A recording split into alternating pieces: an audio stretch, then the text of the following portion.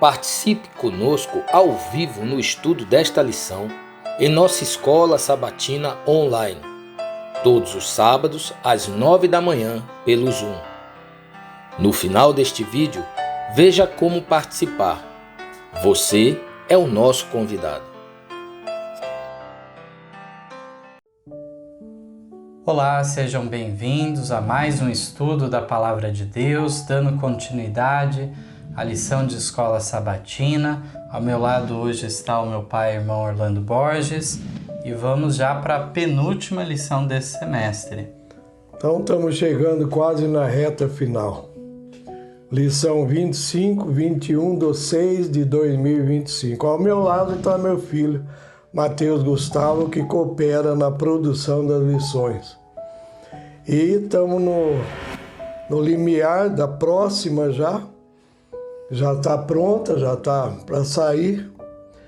E muitas vezes eu fico pensando, muito material, será que tem pouco interesse ou bastante interesse?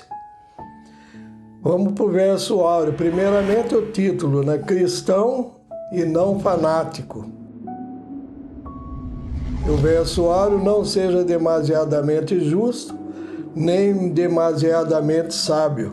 Por que te destruirias a ti mesmo? Não seja demasiadamente ímpio, nem sejas louco, porque morrerias fora de teu tempo.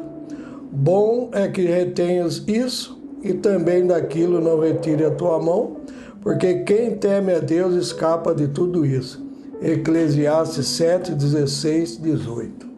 Então aqui no verso áureo fala duas coisas importantes: não seja demasiado justo e nem demasiadamente sábio, e nem muito ímpio também.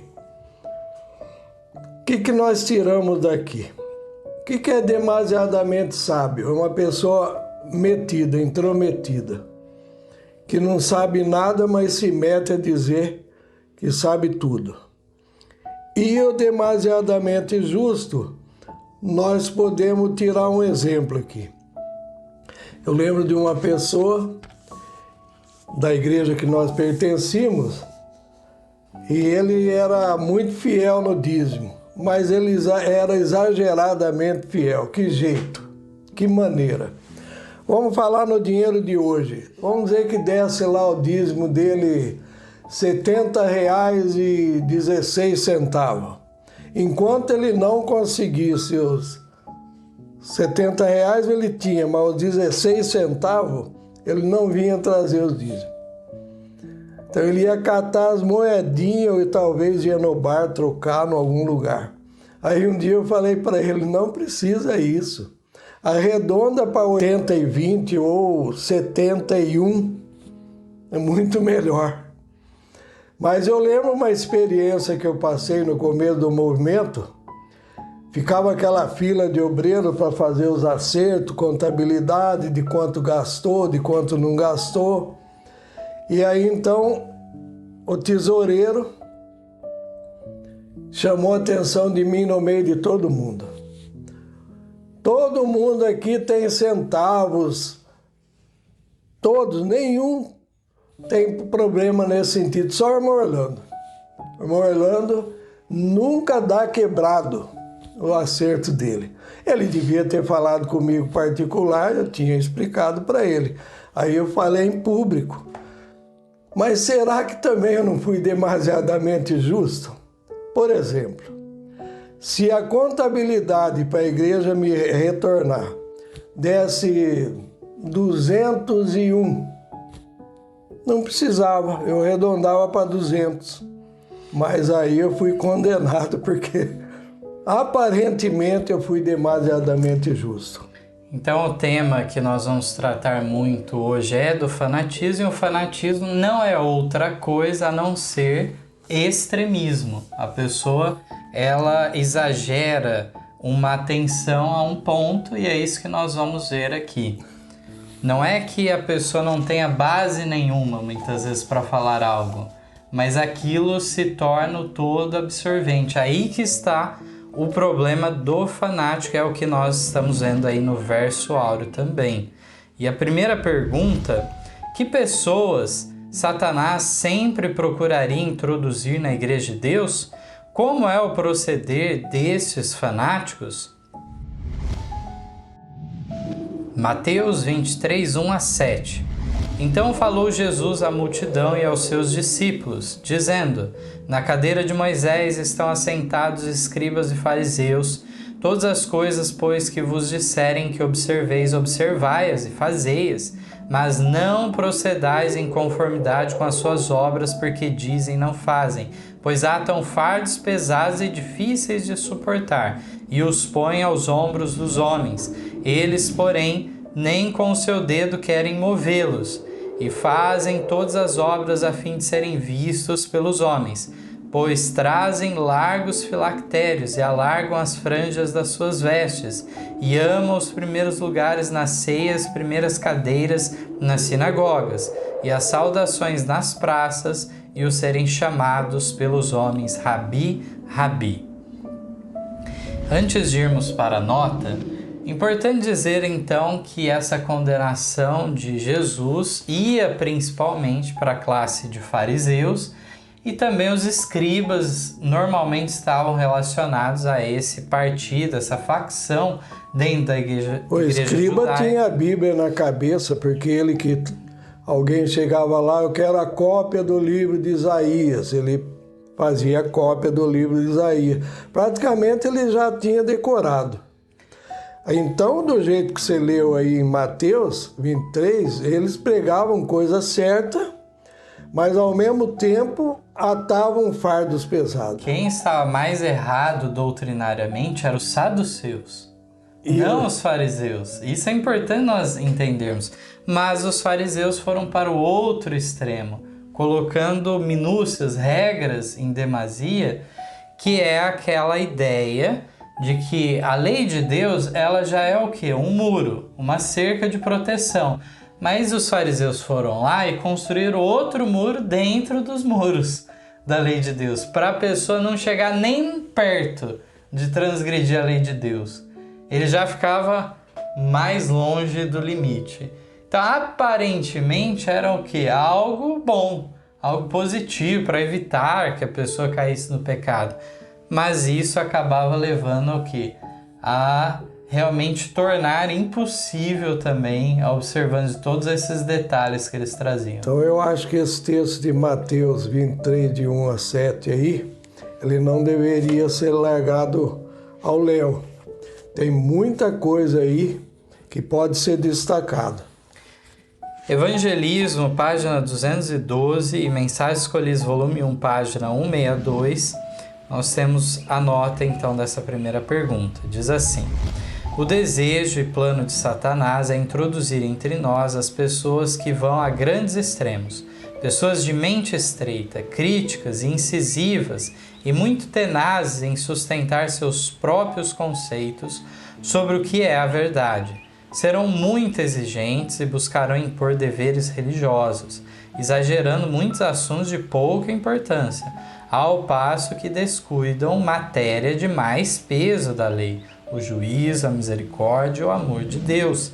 Pela obra de umas poucas pessoas dessa espécie, toda a comunidade dos observadores do sábado será considerada como intolerante, farisaica e fanática. Por causa desses obreiros, considerar-se-á a obra da verdade indigna de atenção. Nos dias dos apóstolos, foram apresentadas como verdade as mais tolas heresias. A história tem sido e será repetida. Haverá 100 pessoas que, se bem que aparentemente conscienciosas, se apeguem à sombra, preferindo-a à substância. Tomam o erro em vez da verdade, porque o erro se acha revestido de nova roupagem, que pensam cobre algo de maravilhoso. Seja, porém, removida a cobertura e aparece a nulidade. Então, duas perguntas aí, numa só. O que Satanás ia procurar introduzir na Igreja de Deus? Esse tipo aí de pessoas, de mente estreita, crítica, incisiva, que vão a grandes extremos. E aí, como é proceder desse fanático? faz isso daí, mas esquece o mais importante, que é o juízo, a misericórdia e o amor de Deus. A intenção da observância da lei de Deus é importante, de modo que a pessoa compreenda o que está por detrás daquela guarda, daquela observância. Mas muitas vezes se perde em meio a regras que você não sabe nem a origem, quando que ela surgiu, quem que primeira vez trouxe aquela ideia. E nós vemos aqui que Ellen White fala que muitas vezes pessoas vêm com as mais tolas heresias também, né? Então a pessoa prefere a sombra do que a substância. Ela se apega a detalhes, mas o principal aqui que falou, o juízo, a misericórdia e o amor de Deus, isso eles descuidam. O juízo aqui pode ser compreendido a justiça, né? Então é importante entendermos bem esses pontos aqui trazidos do propósito que Satanás em toda época, em toda geração, ele suscita esse tipo de pessoas. Por isso que é um perigo, às vezes, nós demorarmos um pouco mais na lição. Aqui no texto de Mateus 23, eu fui buscar de novo, aqui fala que ele ama os primeiros lugares na ceia e as primeiras cadeiras na sinagoga. O que começou a acontecer na igreja? Na igreja que nós estávamos e também no começo do movimento. Li esse texto e as pessoas começaram a sentar lá atrás. Já falamos isso em outras lições. Agora, quando fala aqui que os primeiros lugares das cadeiras da sinagoga é o cargo, a posição, não é sentar lá na primeira linha. Então eu vi que alguns era sempre lá atrás. Aí eu fui perguntar por quê. Você senta lá atrás, no fundo. É porque lá na Bíblia fala daqueles que amam os primeiros lugares. E aí pode parecer até um sinal de humildade. Muita humildade. Mas aí o propósito aqui do fariseu era se destacar, ser honrado, né, pelas pessoas. A gente vai ver no resto da leitura que eles gostavam de se aparecer nas praças, orava de pé para mostrar que estava orando. Gostavam de serem chamados de rabi. Rabi também, mestre. É aí que está a questão. Vamos agora então à segunda pergunta. Ao invés de ajudar a igreja, como era o proceder de alguns extremistas no passado?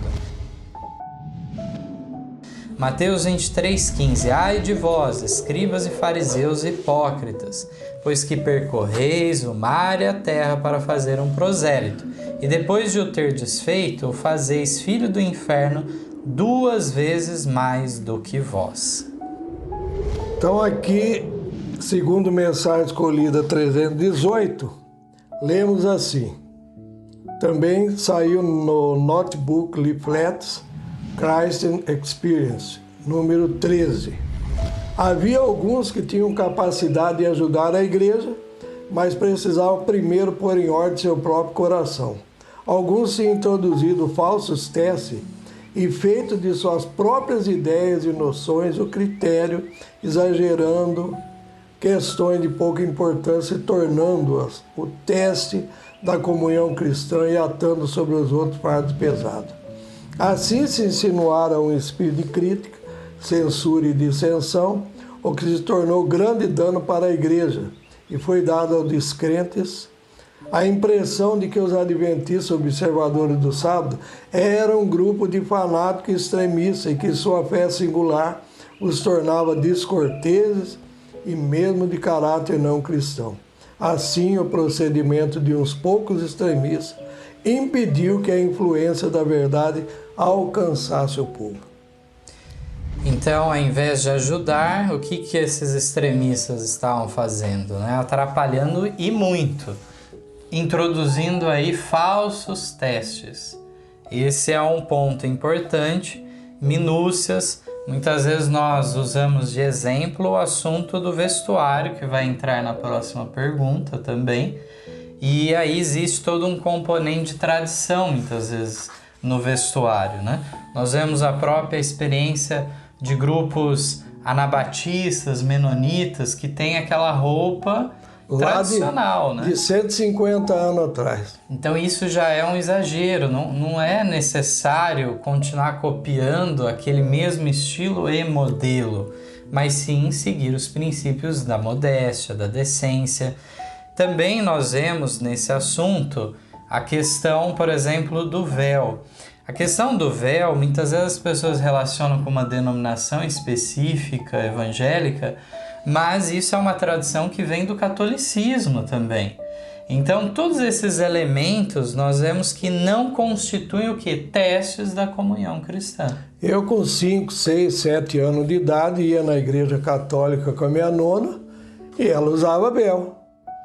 Aí encontrei um desses adeptos tempo atrás lá no Paraguai e ele então querendo segurar isso como doutrina, eu falei, isso aí é doutrina católica. Não, não é. Eu falei, minha nona já usava. Mas tem alguns países eslavos, lá pro lado da antiga União Soviética, na Rússia, os turcos, alguns países assim, eles têm o costume mesmo, na Romênia, de usar, a mulher usar um lenço na cabeça. E não é pecado usar véu. Não é pecado. A pessoa pode usar, mas isso não é um teste da comunhão. Não é uma regra. Depois tem o assunto da barba. E aí você fala para ele assim, ó, mas o José, antes de ir lá falar com o faraó, ele fez a barba. Ele não teve oportunidade lá na hora, na prisão, mas a primeira coisa que ele fez foi se barbear. Então, é a questão do paletó. Eu lembro, ainda jovem, na igreja que nós pertencíamos, surgiu uma pequena e grande guerra, por causa que o paletó era rachado atrás. Não podia, era moda. Então, é coisa absurda que se deixar, alaça, como nós vamos ver, que tipo de alaçamento que dá. E cada época vai tendo certos costumes que acabam também caindo em desuso. O vestuário completo do homem na época dos pioneiros adventistas constituía de um colete. Colete também. Hoje em dia é muito difícil encontrar uma pessoa que use, né, o colete. Mas vamos mais. Terceira pergunta. O que eles viviam sempre condenando? Mateus 23, 24. Condutores cegos, que coais um mosquito e engolis um camelo. Mensagens Escolhidas, volume 2, página 319 e depois 320. Também o Mensagens Escolhidas, volume 1, página 170. Vamos ao texto. Alguns faziam da questão do vestuário a coisa de suma importância, criticando peças de vestuário usadas por outros e sempre prontos a condenar todo aquele que não satisfizesse exatamente suas ideias. Alguns condenavam as gravuras, insistindo em que são proibidas pelo segundo mandamento e que tudo dessa espécie fosse destruído. Esses homens unilaterais nada podem enxergar senão aquela coisa única que se lhes apresenta ao Espírito e nelas insistem. Anos atrás tivemos de defrontar esse mesmo espírito e obra. Surgiam homens alegando ter sido enviados com a mensagem de condenar as gravuras e insistindo em que toda semelhança de qualquer coisa fosse destruída. Foram a ponto de mesmo condenar relógios que tinham algarismos ou figuras.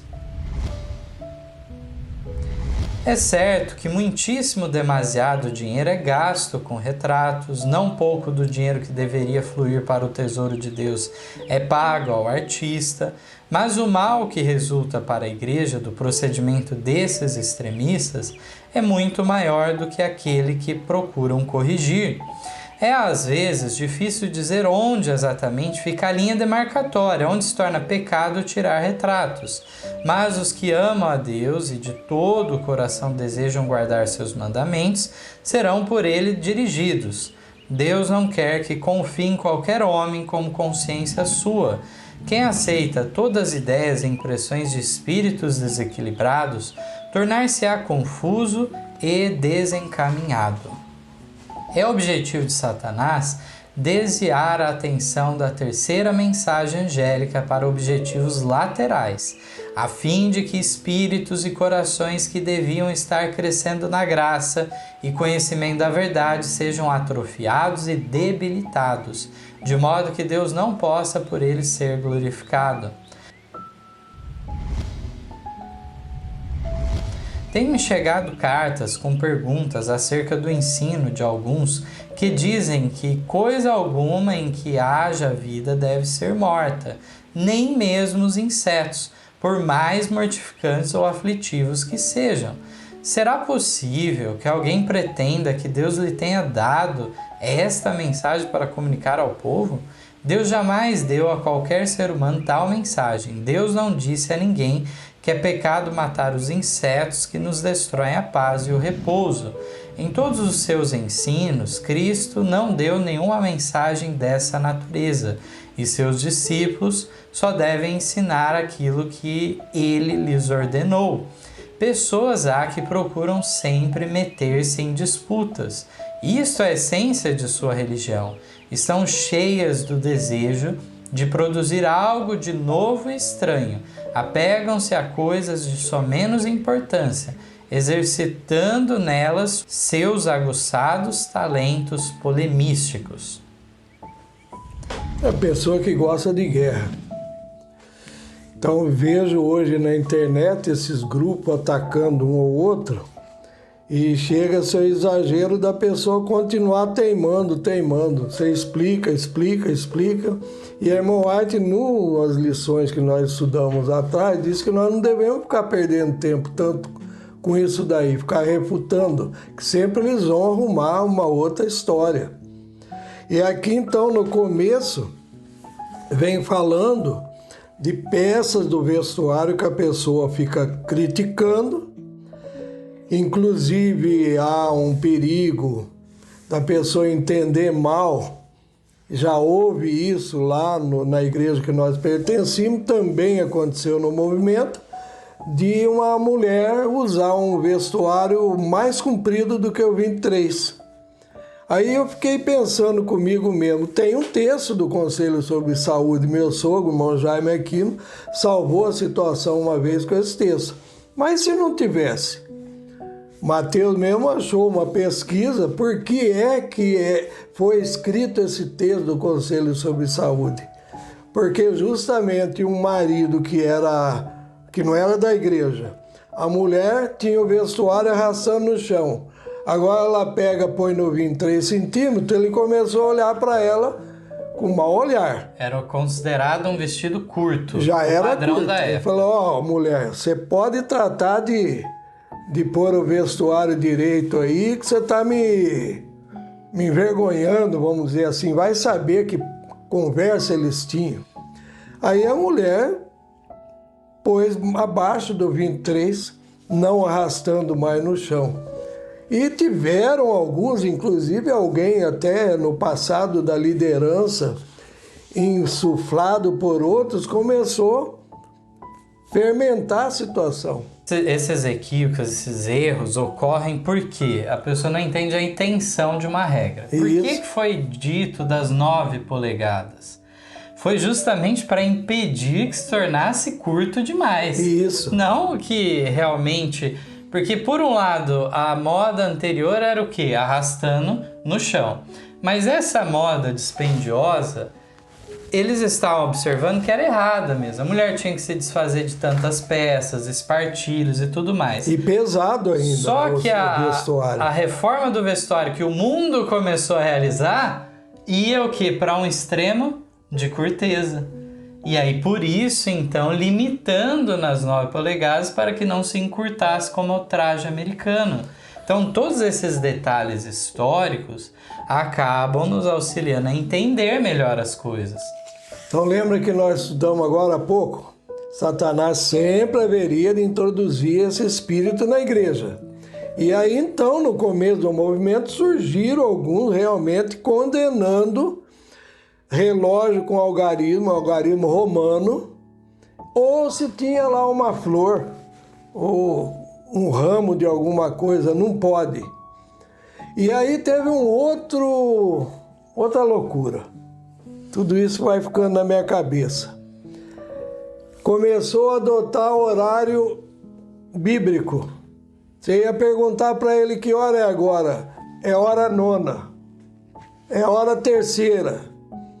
Mas nós não precisamos disso. Nós vamos ver que mesmo na Bíblia, nós já falamos em outras lições, João já fala no horário romano. E a irmã White também falava 00:30, 1h, 3h, mas esses elementos diz que não podia falar. E nós tínhamos que ficar lutando com essa loucura. Aí vem mais o que aqui? É o retrato, né? Essa questão que era uma polêmica da época, né? Fica uma coisa bem arcaica para nós hoje, mas o princípio é válido. O que a gente tem que entender é que os conselhos, seja da Bíblia ou do Espírito de Profecia, o princípio perdura. Mesmo que não seja especificamente, exatamente o problema do retrato hoje, pode ser outras coisas ao entorno. Por exemplo, a pessoa achar que precisa do celular mais avançado do ano, gastaram uma soma grandiosa para aquilo, porque ela precisa ter a melhor câmera e tudo mais. Por outro lado, aí vai ter o outro extremista, que ele, por uma falsa modéstia, ele vai querer comprar qual? O pior celular, porque ele é humilde. Então, existe essa questão de equilíbrio. Ora, a pessoa pode até comprar um celular melhor, mas isso aí ele não vai ficar trocando todo ano. Ele vai ficar muitos anos com aquele produto de qualidade, assim por diante. Então, são exemplos práticos que a gente vai vendo sobre isso. E aí, virando a página, a irmã White fala o quê? Que o objetivo de Satanás é que a terceira mensagem angélica não avance e fique andando de lado. Objetivos laterais que não são tão importantes, que não são verdade presente. Aí me permita delongar um pouco mais nesse ponto, porque a reforma de saúde é uma coisa, objetivo lateral, secundária? Não. Reforma de saúde é braço direito da mensagem do terceiro anjo. Reforma de saúde é justamente verdade presente, então não é coisa de só menos importância. Então tudo isso a gente tem que desmistificar, porque por outro lado, aqueles que querem ser muito liberais na concepção de religião e deixar as pessoas fazerem o que quiserem, seja em matéria de alimentação, vestuário e saúde, as pessoas elas pegam esses textos condenando os fanáticos e também destroem tudo. E não é isso, devemos ver o que a própria palavra de Deus e o Espírito de Profecia nos fala, que é verdade presente para ser enfatizada no tempo em que vivemos. Então, no tempo da irmã White, tirar fotografia era muito caro, reproduzir a fotografia era muito caro, ela então falou que muito dinheiro era gasto para o artista. Não é a facilidade que tem hoje. Só que ela falou que muitas pessoas exageravam tanto para ver se a outra foto saía melhor do que a original. Queria ficar mais bonita na foto, como diz a brincadeira atual. Então se exagera. Eu, humildemente, tenho um celular arcaico. Ele tem lâmpada para acender à noite, pode tirar foto. Já aprendi a tirar foto, já esqueci. Então eu não sei lidar com essas coisas modernas. Com 74 anos, eu não consigo captar tudo isso. Alguns me criticam, eu deveria ter um moderno aí para ficar conversando e tal. Mas cada um tem seu jeito, seu estilo. Não condeno as pessoas, mas o que o Mateus falou de ficar trocando todo ano porque vai ficar arcaico, isso é uma loucura. Aqui por último ainda é importante salientarmos essa questão da pessoa achar que o não matarás incluiria os insetos também, né? Não se poderia destruir, exterminar as pragas. Tinha uma pessoa na nossa casa uns tempos atrás e ia passando um bicho assim, tipo de um berne, no chão. Eu fiquei na dúvida se era berne ou não. Falei, deve ser uma fêmea até de berne. E aí, de repente, eu pisei em cima daquele berne. A pessoa ficou horrorizada comigo. Aí eu falei assim, você quer dizer que você está achando que eu sou um assassino? Porque eu pisei naquele bicho. Existem algumas religiões orientais que têm essa concepção também, né? Não destrói nada, realmente. Então, as religiões orientais, principalmente, eu acredito que do budismo, não tenho certeza, mas no lugar que eu visitei, tinha lá uma estátua de Buda, e ali, então, tinha um formigueiro de 1 palmo de largura, comendo as plantas. Aí eu falei, eu tenho um tipo de um veneno que se jogar na costa dela, no instantinho acaba. Ele falou, não, isso aí aumenta meu karma. Então é um espiritismo. Quer dizer, nem a formiga cortadeira que vai destruir nossas plantas, a pessoa acha que não pode. Esse é o absurdo que nós estamos tentando trazer aqui. Quarta pergunta agora diz assim: que mal um só fanático pode promover? Mateus 23, 28. Assim também vós exteriormente pareceis justos aos homens, mas interiormente estáis cheios de hipocrisia e de iniquidade. A nota que nós vamos ler está no segundo mensagem escolhida 319, tirado de Notebook Leaflets Christ Experience, número 13. Ora, lemos na Bíblia acerca de uma boa consciência, e há não só boa, mas também más consciência. Há uma consciência que tudo leva a extremo, tornando os deveres cristãos tão molestos como os judeus tornavam observando o sábado. A repreensão que Jesus deu aos escribas e fariseus aplica-se igualmente a essa classe. Dais o dízimo da hortelã, da arruda e todas as hortaliças, e desprezais a justiça e o amor de Deus. Lucas 11, 42. Um só fanático, de espírito forte, ideias radicais, que oprima a consciência dos que querem proceder direito, fará grande dano. A igreja precisa ser purificada de todas essas influências. Existem fanáticos que podem até acreditar na teoria deles, outros talvez por quererem trazer ideias novas, originais que eles adotam, que eles defendem, mas fato é que aqui está falando de um problema, que é a questão da consciência. De fato, nós não devemos ir contra a nossa consciência. Devemos estar em paz. Mas, por outro lado, existem pessoas que estão com uma consciência doentia. Elas têm que curar essa consciência. Por isso que falou que existe boas consciências e más consciências. E aí esses líderes, então, fanáticos, extremistas, aqui fala de espírito forte, ideias radicais, eles acabam oprimindo as pessoas de consciência fraca ou doentia. Elas se convencem daquela mensagem e se afligem, se oprimem com aquilo.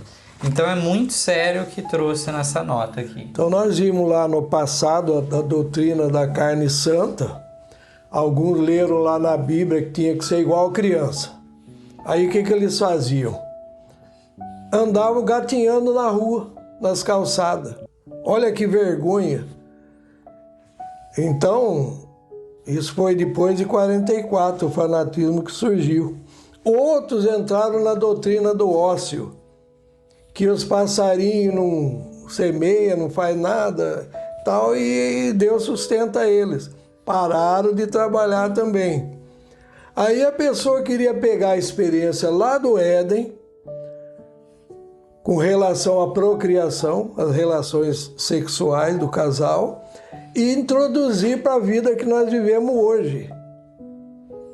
E nós estivemos em perigo também, porque na igreja que nós pertencíamos, nós falamos esse tempo atrás, no assunto de preservar a pureza moral, na lição anterior, e aí então nós vimos que veio de lá da igreja que nós pertencíamos essas ideias. E alguns adotaram, e nós tivemos que falar duro. E na segunda lição nossa, a primeira foi Mártires da Fé, a segunda foi Evangelho na Prática, era justificação pela fé e santificação.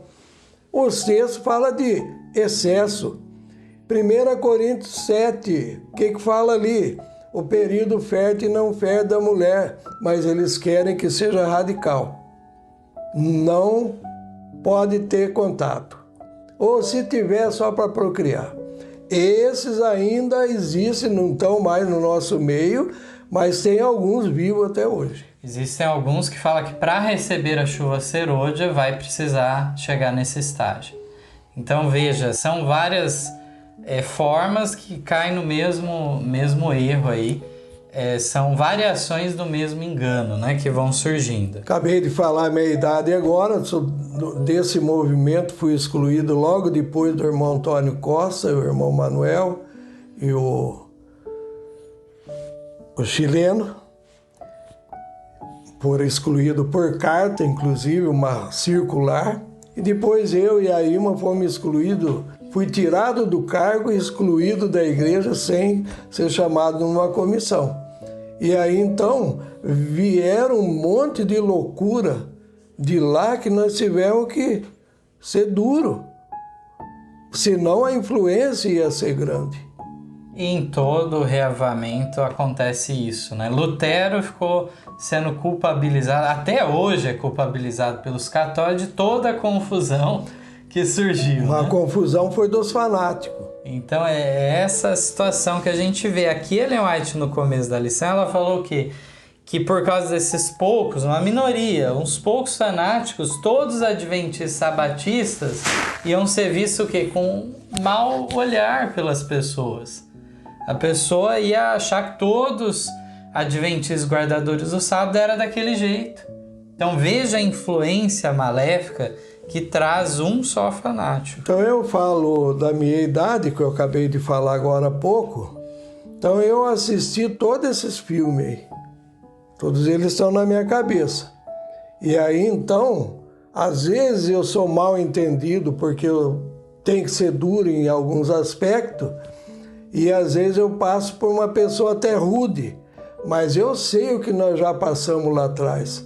E tivemos que ser firme com as pessoas, para o mal não crescer, não disseminar. Agora na quinta pergunta diz assim: por que o fanatismo é difícil de se acabar? 2 Timóteo 4, 3-5. Porque virá tempo em que não suportarão a sã doutrina, mas tendo coceira nos ouvidos amontoarão para si doutores, conforme as suas próprias concupiscências, e desviarão os ouvidos da verdade, voltando às fábulas. Mas tu, sê sóbrio em tudo, sofre as aflições, faze a obra de um evangelista, cumpre o teu ministério. Mensagens Escolhidas, volume 2, página 35, diz assim: a maneira por que têm sido dirigidas reuniões em Indiana, com barulho e confusão, não as recomendo a espíritos refletidos e inteligentes. Nada existe nessas demonstrações que convença o mundo de que possuímos a verdade. Mero ruído e gritos não são sinal de santificação ou da descida do Espírito Santo. Vossas desenfreadas demonstrações só criam desagrado no espírito dos incrédulos. Quanto menos houver de tais demonstrações, tanto melhor para os atores e para o povo em geral. O fanatismo, uma vez iniciado e deixado às soltas, é tão difícil de extinguir como o incêndio que tomou conta de um prédio. Os que entraram nesse fanatismo e o mantiveram, fariam muitíssimo melhor em estar empenhados em obra secular, pois devido à sua atitude incoerente estão desonrando ao Senhor e pondo em perigo o seu povo. Muitos movimentos dessa espécie surgirão neste tempo, quando a obra do Senhor deve manter-se elevada, pura, sem superstições e fábulas. Precisamos estar em guarda, manter íntima ligação com Cristo, para não sermos enganados pelos ardis de Satanás. O Senhor deseja manter em seu serviço ordem e disciplina, não agitação e confusão. Ela precisou saiu num boletim da Conferência Geral de 23 de abril de 1901. Na crise do fanatismo da carne santa. Da carne santa. Que tinha também uma forma de culto ruidoso. Pentecostalismo. Começou lá com os quakers, aqueles agitadores, e aí esse mal prolifera até hoje. Não no adventismo em si, mas certos ruídos e agitações. Eu tenho visto um adventista atacando um outro, um grupo atacando o outro, e mostrou aqui perto de nós, em Campinas, uma manifestação quase desse tipo de Indiana. As pessoas com braços erguidos, tambor, tipo de uma dança, e parecendo assim, uma dança de terreiro. Então, esse mal ele não acabou. Você falou de chuva serôdia, senão não recebe a chuva serôdia. No começo do movimento, alguns começaram a falar assim, para receber a chuva serôdia tem que chorar, na hora das reuniões. Falei, mas como que eu vou chorar se eu não consigo chorar? Chamado lá de Joel, né? Lá citava Joel. Chore, entra o alpendre e o altar. Olha, aí tem que chorar, mas eu não consigo chorar a todo momento. Como é que eu vou fazer? Quando eu vi aquilo, eu me afastei, me retirei. Aí vem assunto de carne santa, tivemos que combater também, assunto do relógio, do horário, e assim vai. E o que é comparado? Ao que é comparado o fanatismo? Aqui diz ao fogo, né? Um incêndio. Num prédio que ninguém consegue É a apagar. coisa mais difícil, né? De apagar. Uma vez que se inicia, então é complicado. Vamos para a sexta pergunta. Para que atitude Deus chama seu povo? 1 Tessalonicenses 5,6. Não durmamos, pois, como os demais, mas vigiemos e sejamos sóbrios.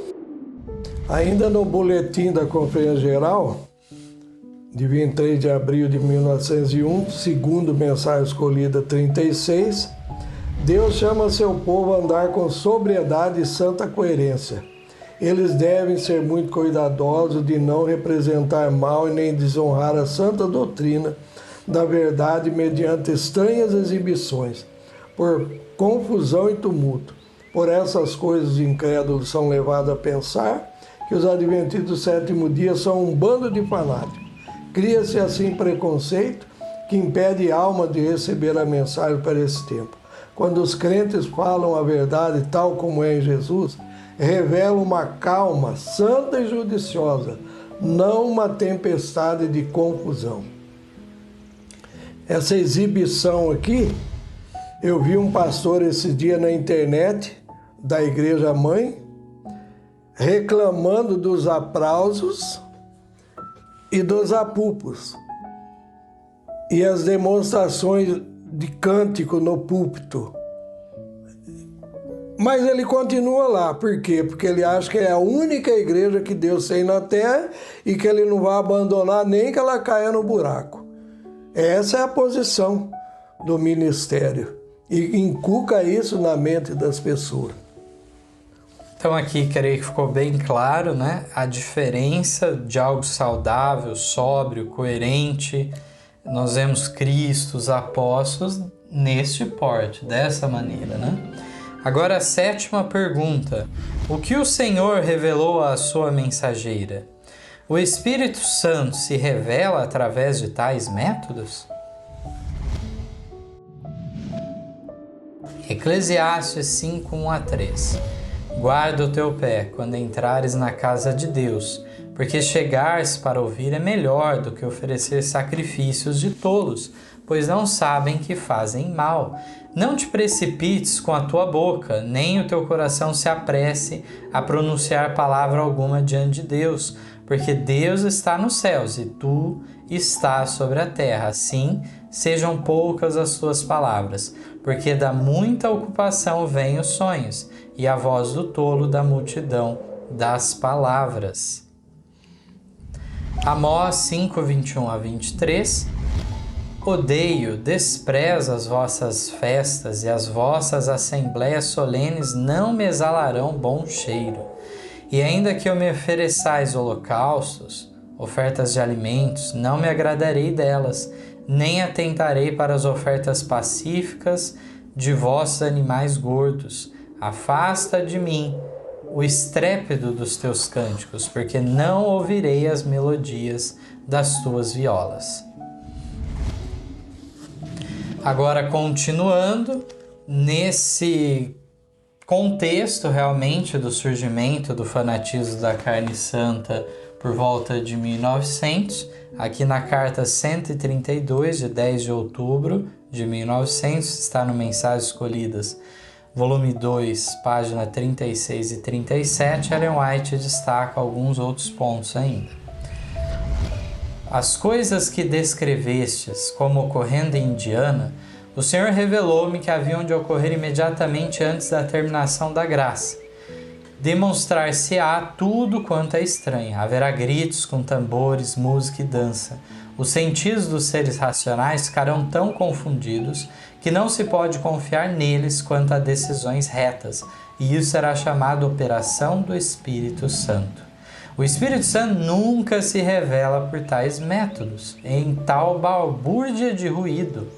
Isto é uma invenção de Satanás para encobrir seus engenhosos métodos, para anular o efeito da pura, sincera, elevadora, enobrecedora e santificante verdade para este tempo.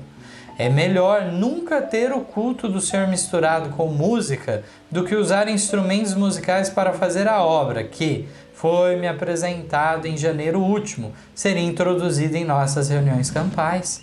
A verdade para esse tempo não necessita nada dessa espécie em sua obra de converter almas.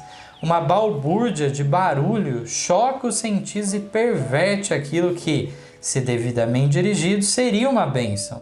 As forças dos agentes satânicos misturam-se com alarido e barulho para ter um carnaval, e isso é chamado de operação do Espírito Santo. A mensagem do terceiro anjo deve ser dada em linhas direitas.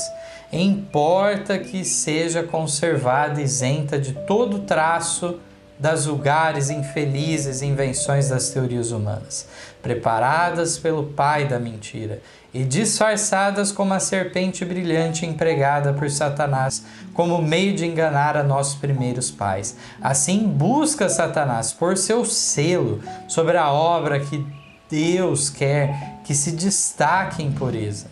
O Espírito Santo nada tem que ver com tal confusão de ruído e multidão de sons como foram apresentados em janeiro último. Satanás opera entre a algazarra e a confusão de tal música, a qual devidamente dirigida seria um louvor e glória para Deus. Ele torna seu efeito qual o venenoso aguilhão da serpente. Essas coisas que aconteceram no passado hão de ocorrer no futuro. Satanás fará da música um laço, pela maneira por que é dirigida.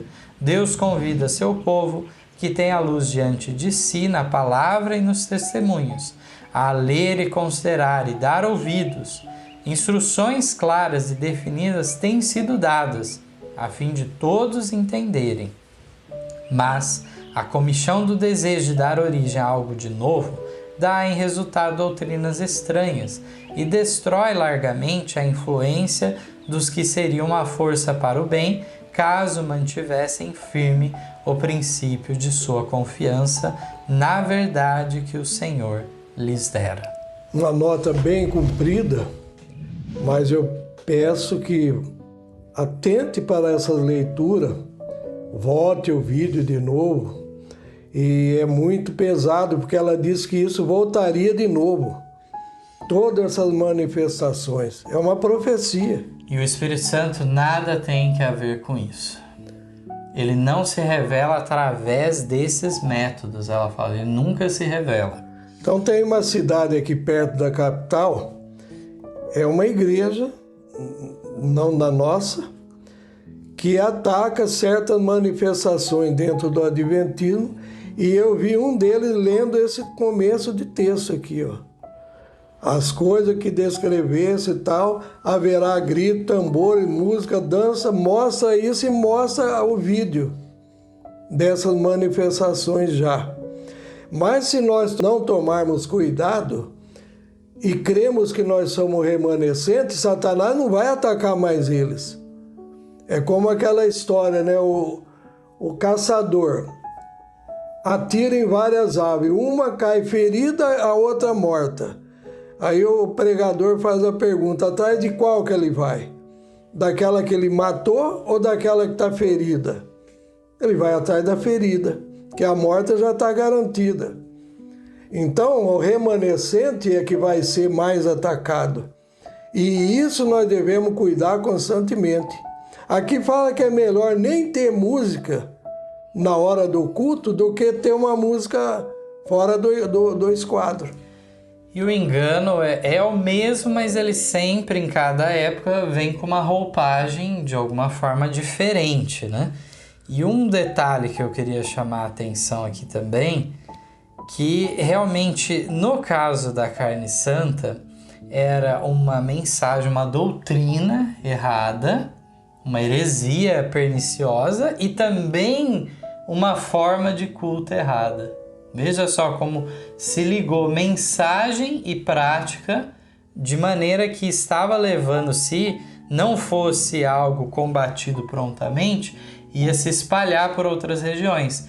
Mas esse processo foi abortado lá na Associação de Indiana e até os líderes foram removidos dos seus cargos porque eles tinham dado apoio a isso. Os líderes tinham sido levados pelo engano. Então aí se demonstrou que não eram líderes confiáveis, de experiência, mas um deles de destaque fez parte, eu lembro, que ele tinha uma frase que é o seguinte: vejam, nós temos a doutrina, eles têm o Espírito. Imagina se nós tivermos a mensagem e o Espírito.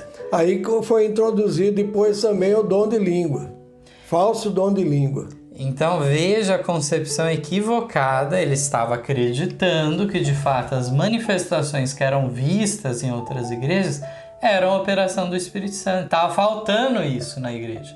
Então essa era a concepção da pessoa. Queria contar rapidamente que eu fui criado no meio musical. Minha mãe tinha uma vitrola grande, eu já contei essa experiência, ela tinha aquelas músicas antigas, italianas, Tito Schipa, Beniamino Gigli, Caruso e assim vai. Eu cresci ouvindo aquilo. Ela gostava muito de Pat Boone quando ela era jovem. E o que era o Pat Boone? Uma balada doce, suave e tal, que todo mundo gostava e foi pegando, depois que virou pro rock. Mas esse Pat Boone depois ele virou até pregador, segundo eu me lembro, mas era do mesmo estilo. Aí o que nós estamos vendo em certos hinos ultimamente? MPB, música popular brasileira, que eu conheço todos esses tipos de música e sei que certos hinos é semelhante. E a pessoa que não tem experiência, não sabe, não percebe. Mas eu percebo, porque eu já sei. Eu sei a linha melódica de tudo isso. Tem um cidadão que não é da nossa igreja, ele é de um movimento separatista, não concordo de nada dele, mas ele entende música. Já contei isso uma vez.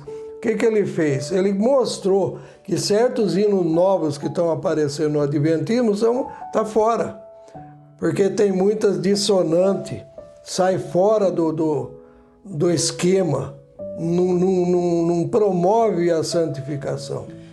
Um detalhe é que existe uma concepção por parte de alguns de achar que o que importa é a letra, né? Eu lembro de um pregador também que ele apresenta o mesmo hino, Quão Grande És Tu, né? E ele vai mostrando da versão mais sacra possível, e ele vai passando até uma versão que é quase um rock pesado mesmo. Ele mostra o Elvis Presley cantando Quão Grande És Tu. E aí como é que ele faz? Aquela voz puxada, estridente, que a irmã White fala o que lá, que nós lemos esses dias na meditação? Eu tenho vontade de sair, de fugir do local.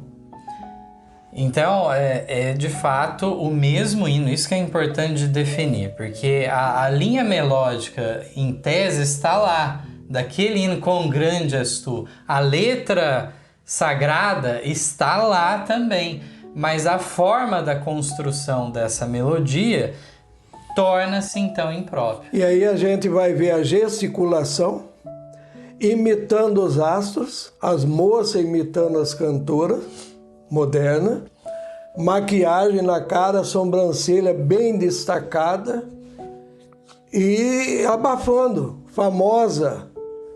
Essas coisas aí eu fico assustado porque na nossa reunião campal, que nós chamamos, o geral, no sábado à tarde a gente dá liberdade até para quem não é membro. E a gente não sabe o que ele vai apresentar. E aí nós temos assustado. Eu me sinto bem, porque a pessoa vem lá de fora, quer apresentar, e apresenta aquela coisa dura de aguentar. Estridente, moderníssima, imitando as músicas mundanas. É isso que nós devemos cuidar, mesmo com os novatos que estão vindo para a igreja. Vamos para a 8ª pergunta. Pode a igreja em nosso tempo ficar tranquila quanto ao fanatismo? Por quê? 2 Tessalonicenses 3,11. Porquanto ouvimos que alguns entre vós andam desordenadamente, não trabalhando, antes fazendo coisas vãs. Então aqui, mensagem escolhida ainda, volume 2, página 37, depois volta na 21, depois na 28. Nenhuma animação deve ser dada a tal espécie de culto. A mesma espécie de influência se introduziu depois da passagem do tempo, em 1844. Fizeram-se a mesma espécie de representações. Os homens ficaram exaltados e eram trabalhados por um poder que pensavam ser o poder de Deus. Em maior ou menor grau se tem introduzido aqui e ali manifestações falsas, desde 1844, depois do tempo em que aguardávamos a segunda vinda de Cristo. Tê-las-emos mais e mais, e como sentinelas fiéis precisamos estar em guarda. Chegam-me cartas de muitas pessoas acerca de visões que têm tido e acham seu dever relatar. Oxalá o Senhor ajude seus servos a serem cautelosos. Foi-me mostrado que engano como aqueles que fomos chamados a enfrentar nas primeiras experiências da mensagem repetir-se-iam e que teremos de enfrentá-lo nos últimos dias da obra. Olha quanta nota falando que iam se repetir toda a história. Realmente. Então, nós comentamos até agora há pouco sobre a questão do dom de línguas, né? Na lição do próximo semestre, que vamos estudar muito sobre a pessoa e obra do Espírito Santo, veremos então que nos primeiros dias lá de pós-1844 surgiu pessoas guardadoras do sábado com o dom de línguas já. Só que aquilo foi algo assim muito limitado numa região, foi combatido em grande parte, isso se acabou, não deu continuidade. Mas tudo isso, Ellen White falava o quê? Ia se repetir. Não ia ficar só naquilo, em algo muito limitado, mas ia se expandir a nível geral. E é isso que nós temos visto. O dom de línguas, como é apresentado pelas pessoas, essa ideia de línguas estranhas, língua dos anjos, é algo que insistentemente se tem apresentado. Mesmo grandes pregadores do adventismo caíram nesse erro. O Mateus gravou um vídeo 1 e 2 sobre o mal do individualismo. Quem não assistiu, assista de novo, não por ser ele, mas é o que está sendo lido ali. E também o mal do fanatismo. Então nós estamos estudando a lição e está bem claro o que acontece que aparentemente parece que não afeta nada. Mas tem que ser levado a sério a cada momento. 9ª pergunta. Quando somente um cristão está apto para escapar do fanatismo? 2 Tessalonicenses 3, 6 a 7. Mandamo-vos, porém, irmãos, em nome de nosso Senhor Jesus Cristo, que vos aparteis de todo irmão que anda desordenadamente, e não segundo a tradição que de nós recebeu, porque vós mesmos sabeis como convém imitar-nos, pois que não nos portamos desordenadamente entre vós. 2 Timóteo 3, 16, 17, toda a Escritura é divinamente inspirada e proveitosa para ensinar, para repreender, para corrigir, para instruir em justiça, para que o homem de Deus seja perfeito e perfeitamente instruído para toda boa obra. Então você leu Timóteo agora, e eu lembrei do Timóteo, que foi a outra carta de Paulo, e nós não comentamos que ia surgir nos últimos dias. Por que o fanatismo ainda prospera? Por causa que alguns haveriam de sentir o quê? Coceira nos ouvidos, dando ouvido ao espírito demônio, ou seja, ele quer novidade. E amontoam para si doutores, aqueles que concordam com a sua teoria, ele vai achar pessoas, até mesmo de destaque. Só que tem um detalhe aí. Alguns deles pregam o vestuário como nós pregamos, outro prega vida no campo, e com isso cativa. Mas do outro lado, falsa doutrina. Não crê que Jesus é divino, que Ele é Deus, que Ele é eterno. Depois outros já descrê da Trindade. Ou pode haver sensacionalismo na interpretação profética também. Muito desvio daquele conceito de interpretação historicista que está fundamentado. Cuidado aí, o decreto agora com esse Papa que entrou, e entrou esse presidente, e aquela emoção. Aí então eu já contei numa das lições, acho que foi gravada lá em São José do Rio Preto com o Mateus, eu vinha chegando no Paraguai, e meu genro veio me pegar ali na rodoviária, e vi passando um amigo antigo. Ele foi obreiro na minha época, na igreja que nós pertencíamos. E eu encontrei ele e falei, o que você veio fazer? Visitar a filha? Ele falou, não, eu vim para um congresso. Mas a igreja sua está fazendo congresso aqui? Eu ia citando até o nome da igreja. Ele falou, não, é um grupo aí. Falei, mas você precisa vir de lá do litoral, atrás dessas pessoas que mistura erro misturado com verdade.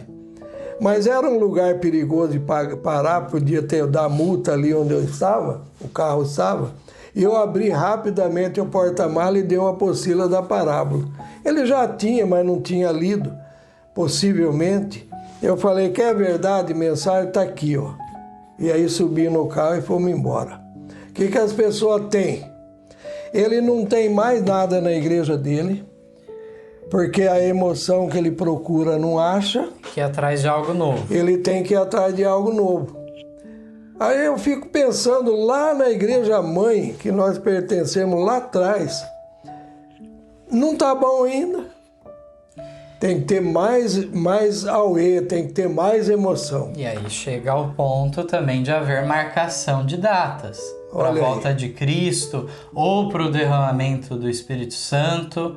E Ellen White adverte contra as duas coisas. Não é errado só marcar a data da volta de Cristo, não. Falar que em tal data, em tal momento vai cair a chuva serôdia, está errado também. Então, todos esses conceitos, a Bíblia e o Espírito de Profecia, já lá atrás tiveram que lidar com esses problemas, e a Bíblia e o Espírito de Profecia já nos fala contra isso. Lá em Atos fala o quê? Não foi dado a conhecer os tempos e as estações. Isso está na mão do Pai. Lá em Atos já falava isso. Então veja como que é complicado ficar se repetindo o erro. A experiência traumática de 1844 deveria ser uma lição suficiente para que nunca mais o Adventismo marcasse data para essas coisas.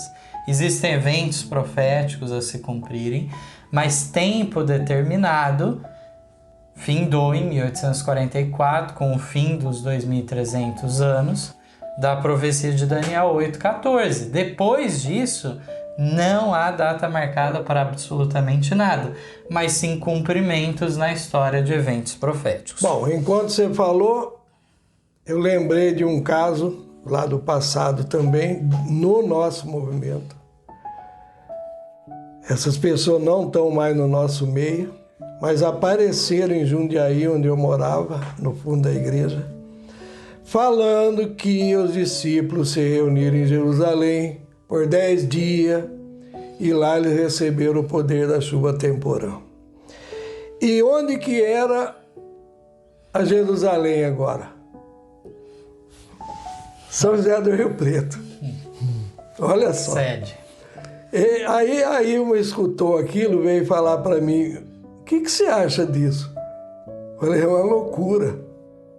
Aí aquele negócio acabou. Mas foi numa dessas reuniões, nessa mesma, que foi quando alguém falou, precisa chorar. Que é o que está lá em Joel, que você lembrou agora há pouco, Joel 2. Olha só a situação. Então, é um teatro. Quer dizer, tem que formar um teatro para receber o Espírito Santo. Bom, então é importante a gente deixar claro o seguinte, que lá na época dos apóstolos foi algo local, a chuva temporã. Todos estavam lá. A chuva serôdia vai ser igual? Não, também. Ela terá que ser em nível global. E o povo também espalhado. O povo espalhado em vários lugares e assim por diante. Então, nós vemos que as coisas não acontecem exatamente igual. Às vezes as pessoas fazem falsos paralelos também, que não correspondem com a realidade. E sobre essa questão de num congresso forçar, né, uma descida do Espírito Santo, eu sempre repito essa história, né, que a igreja rejeita a mensagem da justificação pela fé em 1888. Em 1893, Jones e Prescott insistiram muito num arrependimento coletivo. Isso. O povo todo naquela reunião ia se arrepender e aí o Espírito Santo ia ser derramado. E agora não haveria um profeta só, haveria vários. Meia dúzia de profetas ao mesmo tempo. Aí o Jones começou a acreditar que a Anna Rice Phillips era uma dessas profetisas. Ele chegou a ler um texto dela e um texto da Ellen White e falou, tá vendo como é igual? Olha mesma aí. coisa, mesma mensagem. Ellen White estava na Austrália, teve que mandar uma mensagem, chegou no dia seguinte. Da pregação dele. Atravessou o oceano durante meses, né, para chegar lá nos Estados Unidos. No dia seguinte da pregação dele, nem antes, nem muito depois, mas aí ele viu o erro crasso que ele tinha cometido de ter defendido no púlpito os escritos daquela falsa profetisa. Muita emoção. Então essas pessoas aí já pregavam, o quarto anjo já tinha vindo. Isso. Que era outro fanatismo também. E esse fanatismo continua ainda na cabeça de muitos. Uma loucura. Agora, isso é a mesma coisa com relação à chuva serôdia, está bem claro ali. Quando é que vem a chuva serôdia? Na mesma época do anjo de Apocalipse 18. E com o decreto dominical em vigor. O decreto dominical em vigor. Então, isso que é fanatismo também, que deve ser denunciado. Aqui a nota do Mensagens Escolhas volume 2, página 22, diz assim: não tema ninguém ir a extremos enquanto é um atento estudioso da palavra, humilhando a alma a cada passo. Cristo nele deve habitar pela fé. Ele, seu exemplo, era sereno, andava em humildade, possuía verdadeira dignidade, tinha paciência. Caso nós, individualmente, possuamos esses traços de caráter que aceita a justificação pela fé, não haverá extremistas. O exemplo de Cristo se acha diante de nós, guardar sempre a lei e o evangelho intimamente ligados. Eles não podem ser separados. Sejam cultivados a calma e o domínio de si mesmo e perseverantemente conservados, pois esse era o caráter de Cristo. Ouvimos as veementes expressões de falsos pregadores, que manifestam ousadas pretensões, que falam alto e longamente, dizendo, sou santo, sou puro, quando não possuem a mínima base para sua fé. Não ouvimos ruidosos protestos de fé, nem vemos tremendas contorções e exercícios do corpo no autor de toda a verdade. E aí nós vemos, até naquele culto, aquela mensagem que eu apresentei sobre enfrentando o fanatismo, que havia umas pessoas que se vestiam de branco, demonstrando toda a sua santidade, né? Outros podem achar até que para ser igual a um representante de João Batista tem que usar a roupa de João Batista, em vez de dar a mensagem integral de João Batista. Então, são todos esses extremismos, e aqui nós vimos que, se quisermos, podemos ficar livres de todo esse extremo, mas para isso é ser um atento estudioso da palavra, humilde, realmente não de aparência, e a todo passo, então, andando em humildade, buscando a orientação de Deus, e assim vai avançando, né? No equilíbrio de lei e evangelho, as duas coisas, fé e obras, andando juntas. Pergunta de número 10. Que obra especial Deus incumbe aos homens de experiência na igreja? 1 Pedro 4,10. Cada um administra aos outros o dom como recebeu, como bons mordomos da multiforme graça de Deus. Então, aqui na Heaven Herald de 29 de maio de 1888, Evangelismo 212, vamos ver que obra especial Deus tem aos homens de experiência na igreja. Deus tem uma obra especial para os homens experimentados fazerem. Terão eles de proteger a causa de Deus. Tem de cuidar de que a obra de Deus não seja confiada a homens que creiam ter o privilégio de proceder segundo o seu juízo, independente, para pregar o que bem lhes aprouver, não ficando responsável perante ninguém pelas instruções que ministram, nem pelo trabalho que realizam.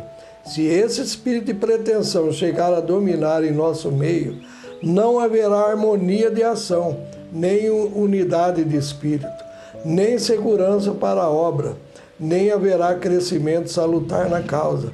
Haverá falsos mestres, maus obreiros, que insinuando o erro afastarão da verdade as almas. Cristo orou para que seus seguidores fossem um, como ele era um com o Pai.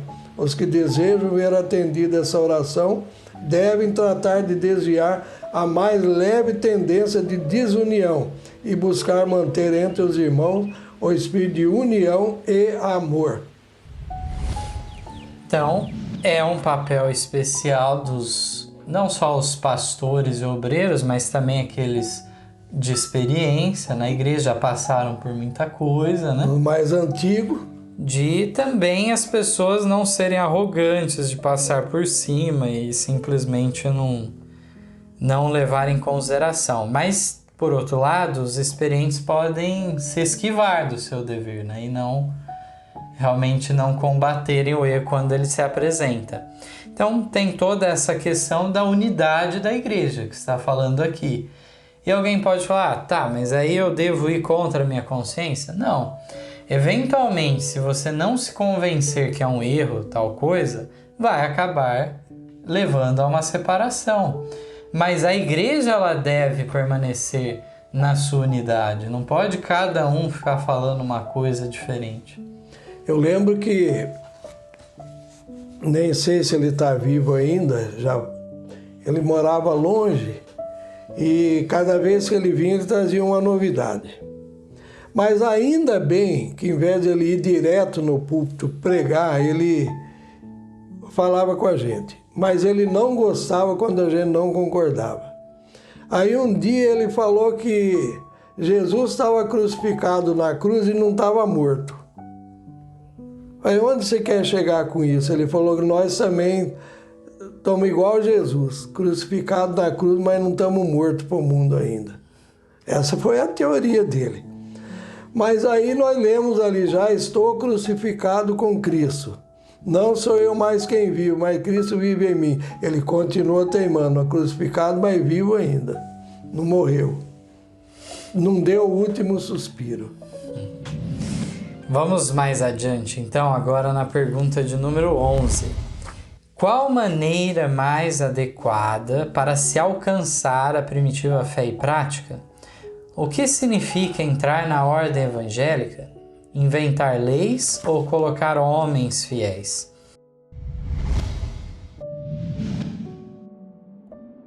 1 Coríntios 14:40. Mas faça-se tudo decentemente e com ordem.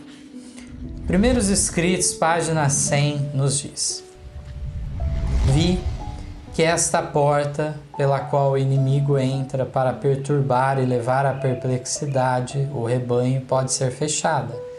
Indaguei do anjo como poderia ser ela fechada. Disse ele: a igreja precisa correr para a palavra de Deus e estabelecer-se na ordem evangélica, que tem sido subestimada e negligenciada. E isto é necessariamente indispensável para levar a igreja à unidade da fé. Vi que nos dias dos apóstolos a igreja esteve em perigo de ser enganada e iludida por falsos mestres.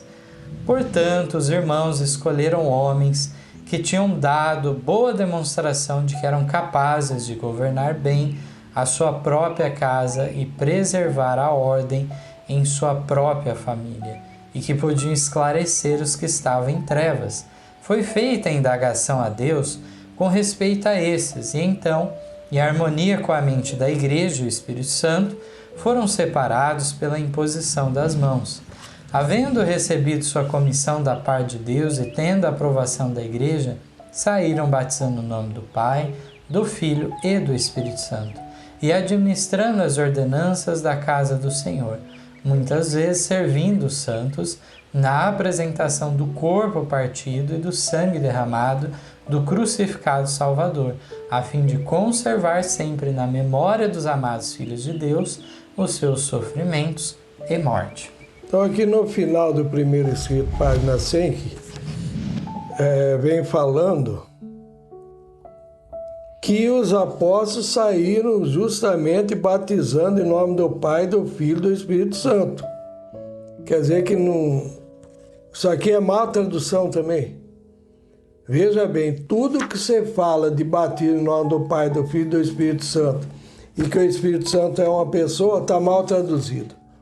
Não é desse jeito. Então nós vamos ver na lição nova muita coisa esclarecedora para ver se a gente consegue combater essa loucura. Mas eu queria destacar também a questão da ordem evangélica. Nós temos poucos obreiros e Jesus então pediu: orai para que venha mais obreiro, porque a seara é grande e são poucos ceispeiros. Mas aqui também no final do primeiro escrito 100 vem falando que a pessoa tem que receber a comissão da parte de Deus e tendo a aprovação da igreja. Outra coisa que diz assim, que eles eram capazes de governar bem sua própria casa, preservar a ordem em sua própria família e que podiam esclarecer os que estavam em treva. Quer dizer, não pode ser neófito. E a família tem que estar em ordem também. Agora, o que nós vamos entender disso? Uma pessoa pode almejar o episcopado? Em outro lugar, não pusemos esse texto agora, Paulo fala que aquele que almeja o episcopado, boa coisa almeja, boa coisa almeja. Então não é só almejar, mas tem que preencher os requisitos também. Então é uma maneira, um meio para se alcançar uma unidade, uma primitiva fé e prática, ao ter um ministério bem colocado, bem estabelecido. Porque, por mais que entre os membros leigos possa eventualmente até surgir algumas ideias diferentes, se torna muito mais grave quando não há essa união entre o ministério. E aí é o começo de um processo de apostasia, que aí no final das contas os apóstatas acabam formando uma maioria e suprime a minoria fiel. É isso que ocorre. Sempre assim. Sempre assim. Na história. Mas aqui o anjo, falou que a igreja lá fazia uns 10 anos que eles tinham passado do grande desapontamento. eles não tinham se estabelecido na ordem evangélica. Ela estava sendo subestimada e negligenciada. Porque alguns iam por conta própria.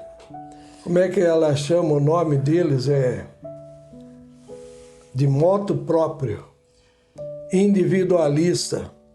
E essas, então, as pessoas não sabiam. Olha só como que é importante, porque eles iam aos campos em outras localidades e se colocavam como ministros, né, da igreja, e não eram. Mas ninguém era devidamente oficializado. Não era também. Esse que é o problema. Então, lá na Bíblia, nas cartas, ou no próprio livro de Atos, nós vemos o quê? Que uma igreja estabelecida, quando enviava um pregador de lá, eles faziam uma carta de recomendação. Veja que a comunicação naquela época era muito mais complicada. Hoje é fácil ainda. Você liga e avisa, olha, fulano não é da igreja de fato. Ele não foi enviado. Mas lá na época a pessoa tinha que ir junto com ela essa carta e mostrar, olha, a igreja de Antioquia, a igreja de Éfeso me mandou até aqui. Então, para ter esse controle, para não aparecer qualquer um aleatoriamente. Que é o que mais acontecia. E é isso que foi dilapidando a força da igreja apostólica. E aí, então, no movimento adventista estava acontecendo isso. E aí ela recebe essa visão, o anjo fala, tem que fechar essa porta para que não entre o mal. Mas existem alguns radicais fanáticos que vão falar que isso já é sistema papal. Então eles não compreendem que não existe só o nível de igreja local. O concílio lá em Jerusalém prova que eles tiveram que se unir de todos os cantos para chegar numa conclusão. Vieram delegados para resolver uma questão doutrinária. Então é assim que funciona a Igreja de Deus, ela é unida em toda a parte que ela estiver. Nós temos tido alguma surpresa que quando a pessoa pede uma palavra no nosso meio, a gente treme. Uma pessoa que ainda é leigo, ou que já foi alguma coisa, a gente treme porque não sabe a bomba que vai vir. Que a pessoa não tem simancol, eu não devia usar essa palavra, não tem uma mente sadia para esperar o momento e conversar com os demais irmãos. Ele acha que descobriu a pólvora, tem uma verdade e ele vai lá na frente e fala. E aí ou você cala, fica quieto e deixa acabar em nada, porque diz que o erro, quanto mais você fala dele, mais você propaga, mais ele se expande. Então aí você tem que às vezes até dar uma de bobo, deixa ele falar, falou, acabou. Morreu o assunto. Pelo menos ele se esvaziou. Agora vamos para a última pergunta. O que a igreja e a ordem evangélica não devem nunca admitir a fim de fechar a porta para o mal? Onde se deve basear ao agir com disciplina? Isaías 8:20, à lei e ao testemunho, se eles não falarem segundo essa palavra, é porque não há luz neles. Então vamos lá.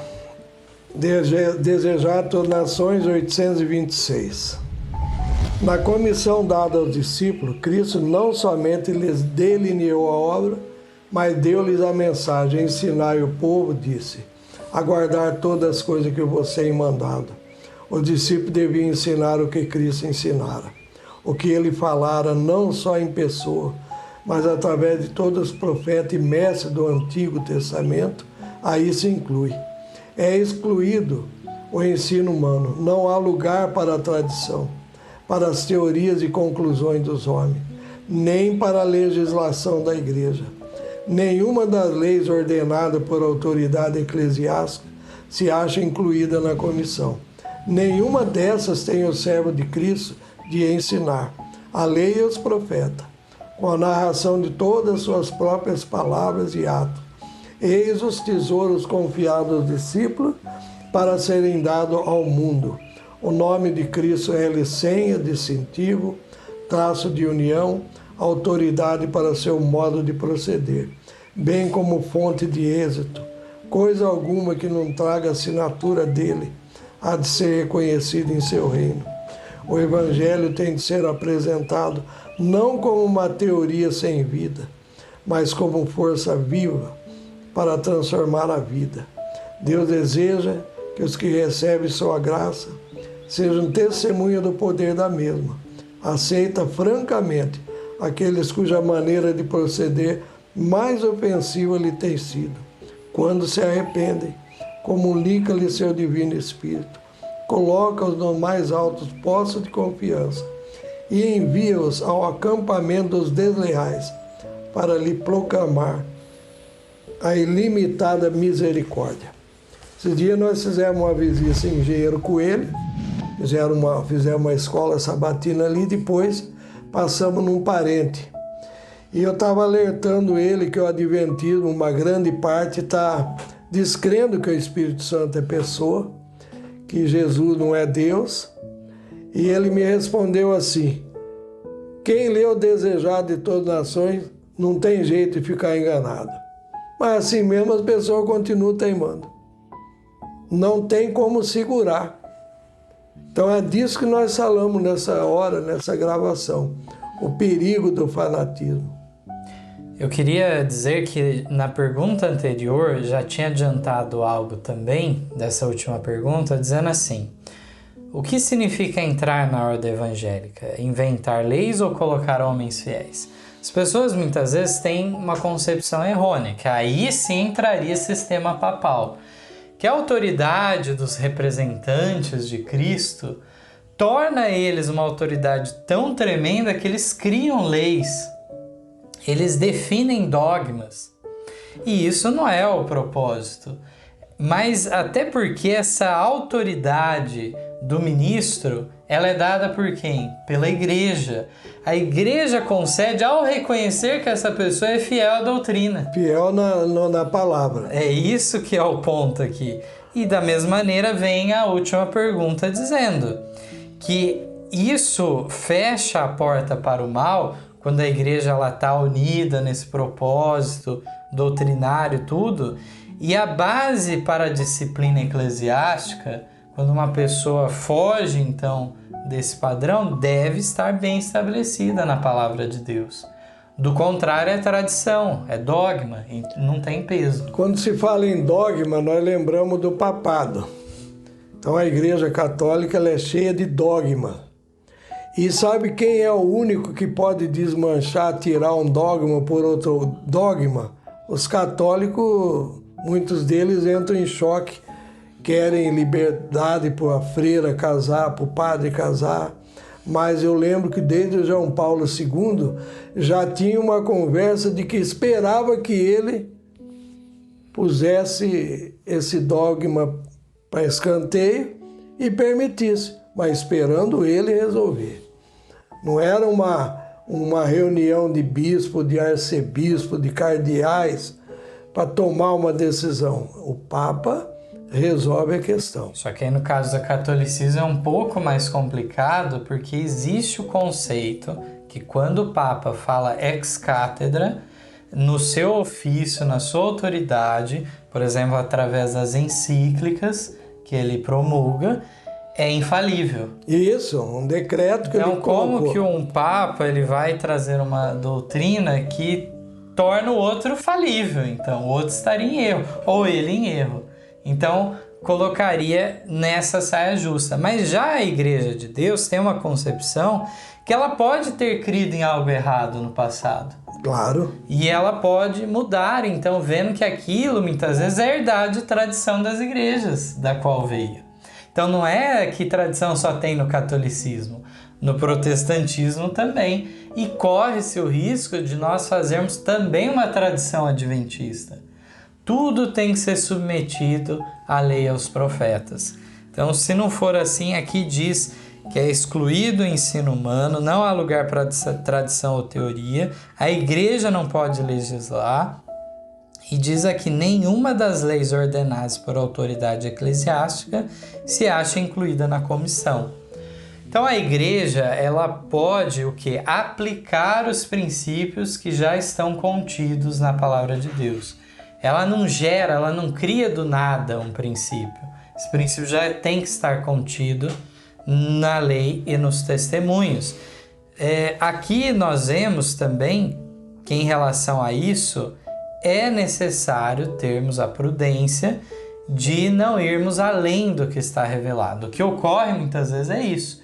Algumas coisas, por exemplo, no campo administrativo de uma igreja, a Bíblia ela não entra em determinados pormenores. E isso a igreja está livre para fazer da melhor forma que achar a mais adequada. Mas não da doutrinária. Não na parte doutrinária. Então, enquanto você estava falando, eu lembrei, quando nós entendemos que a igreja que nós pertencíamos estava transgredindo em aceitar divorciado e casado de novo quando vem de outra igreja, agora parece que piorou mais a situação, e também o assunto doutrinário errado, parábola, falando que é uma simples parábola, sendo que na própria literatura estava escrito que ela é profética, como a mensagem do terceiro ano, literatura deles. Aí então foi um dos irmãos nossos, pregou para um homem que era obreiro, e ele entendeu a mensagem e gravou, mas ele falou, eu preciso levar isso para os irmãos em São Paulo. Aí lá foi ele, levou tudo gravado e tal. Quando ele voltou, e aí, irmão, ele falou, se não vem da cepa, não podemos aceitar. O que é a cepa? Era um ditado antigo que a gente usava, conferência geral. Se não vem da conferência geral, nada feito. E a conferência geral mandando carta, chamando nós de insubmisso, rebelde, desordeiro, e falando que nós estávamos pregando a volta, o juízo dos vivos, o julgamento dos vivos já, marcando data. E a mensagem era exatamente ao contrário. E era ao contrário, é uma vinda como um ladrão que ninguém sabe. Então, nós temos essa carta, nós temos esses documentos, e por isso nós não podemos ficar calados. E é importante isso que meu pai falou, desse conceito, tem que vir da Conferência Geral. Bom, isso já suscitou problemas sem fim em todas as gerações, porque normalmente era uma pessoa de menos destaque que vinha com a nova luz que Deus enviava. Então, o caso de Wagner Jones, por exemplo, eram mais novos, menos experientes. Nós temos lá Guilherme Miller, um fazendeiro, e assim vai, né? Tantos exemplos que poderíamos dar de pessoas que vêm com a mensagem e Deus passa por alto a liderança da igreja e manda outra pessoa que está disposta a aprender da palavra de Deus. Se os líderes estivessem abertos, Deus enviava para eles, claro, essa mensagem, mas já não estão. Outra coisa, é um conceito errado também de organização isso. Porque a conferência geral é simplesmente uma representação da igreja. Administrativa, não podendo. Aí sim é cair no erro papal, que nós estamos falando. Coisa. Não é que vai vir a iluminação do alto, não. São só representações para a igreja estar bem ordenada. Por isso que na nossa lição nova vai entrar de novo isso, mostrando que eles tinham, na época, a irmã White repreendeu, um rei no trono. Ou uma pequena comissão dominando a situação. Então, lá, acabamos de ler lá, acho que na primeira pergunta, Jesus falando, na cadeira de Moisés, estão sentados os escribas e fariseus. O que era isso daí? A direção da igreja. E aí, então, o que tinha que fazer? Se cuidar. Não é que aceitar cegamente o que eles falavam. É por isso que nós somos um movimento separado, não porque a gente queria.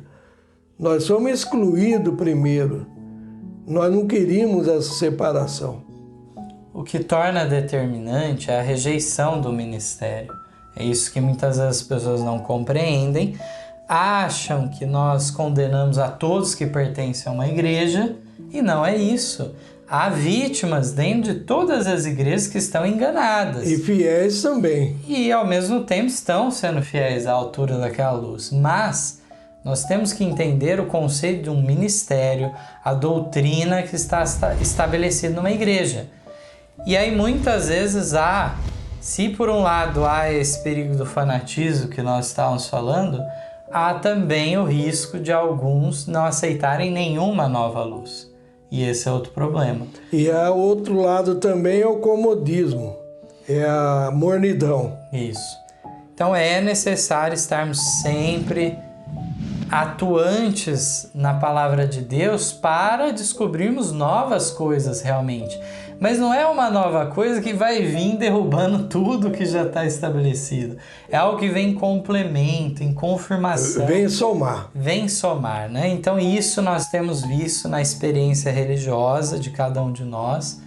E realmente é maravilhoso como a palavra de Deus vem clareando certos pontos que antes era mais difícil de entender, né?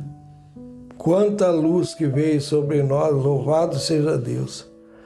Essa questão dos 2 cercos de Jerusalém, entender que agora nós estamos na obra do terceiro anjo, que é na obra do terceiro anjo que cai a chuva serôdia, que o povo de Deus representa o terceiro anjo, são representados por ele, que a parábola das 10 virgens representa a igreja de Deus nos últimos dias. Tem uma obra de selamento, Obra de selamento. Com o terceiro anjo. Antes do decreto dominical para aqueles que conhecem e continua o selamento para os de fora. Isso são luz maravilhosa. Finalizamos então mais uma lição, que a graça de Deus esteja com cada um de nós, possamos ter o desejo de sermos cristãos genuínos, mas não fanáticos. Deus seja louvado e abençoe cada um. Amém. Amém.